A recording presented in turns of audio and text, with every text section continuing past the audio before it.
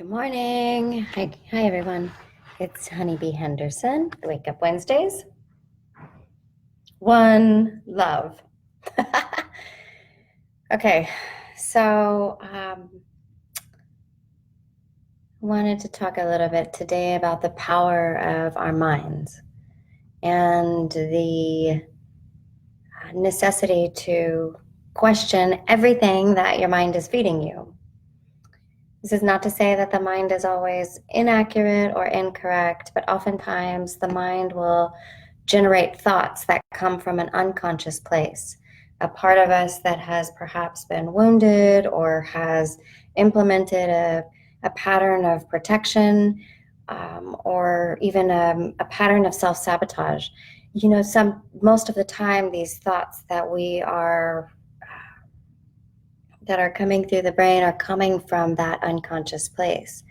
So when we are going through a difficult time, it is imperative to slow things down, because the mind, as I've come to know it so well, will take us on a whole spin and can take us down a road that we were not intending to go.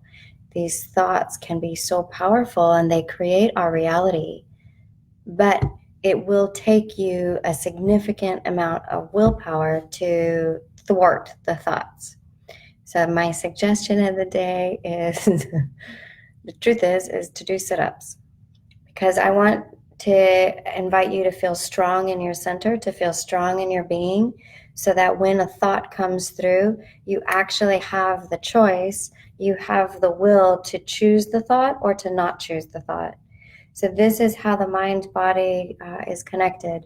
And when we can feel really strong in ourselves, we will turn those thoughts, or we'll question the thoughts more often. So a couple of things that I've been just thinking about today is how we need to question all of our thoughts. Nothing that we are thinking is 100% accurate, because there are infinite perspectives and possibilities for which to look at something. So we must start to question everything that we think, because it's not really serving us to think, to let thoughts go out of control anymore. And one of the things that I've been hearing of myself and of other people is like, I'm feeling overwhelmed. I'm feeling overwhelmed. I'm feeling like I'm going to lose it. I'm feeling this thing. Okay, yes, acknowledge it. Yes, and then come back and make a new choice. Come back and make a new choice of what it is that you want to focus on. So yes, I may feel overwhelmed right now. And if I slow things way down, step number 2, if I slow things way down, then I can get in my body and actually see how that thought, feel how that thought resonates in my body. My body is a much more accurate tool for pointing me in the right direction. My body is the one that I will go to instead of these thoughts, especially in a time during winter season. The thoughts will be very quick and they'll pass like this.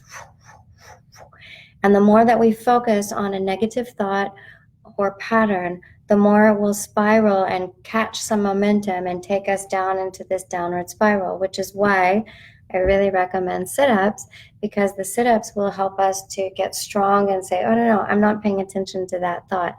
This doesn't serve me anymore. Okay, what's a new thought I want to pay attention to? So I just want to give you guys I'm using these on the daily right now.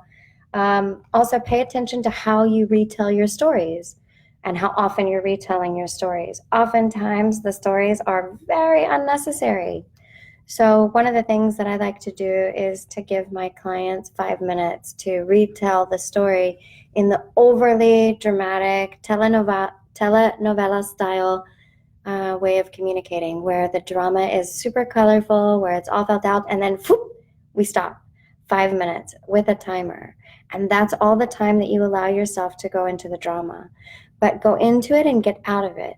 If you just go into it, you're going to create this vortex of spiraling energy that will pull you down, and that's really kind of boring. So your language matters. how you retell stories, pay attention to that. Listen to what perspective you're holding on to.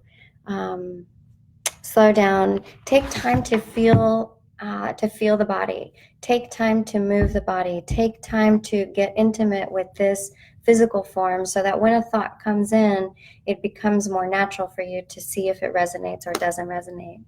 But as of now, I'm really kind of leaning in towards the thoughts that we have are mostly useless.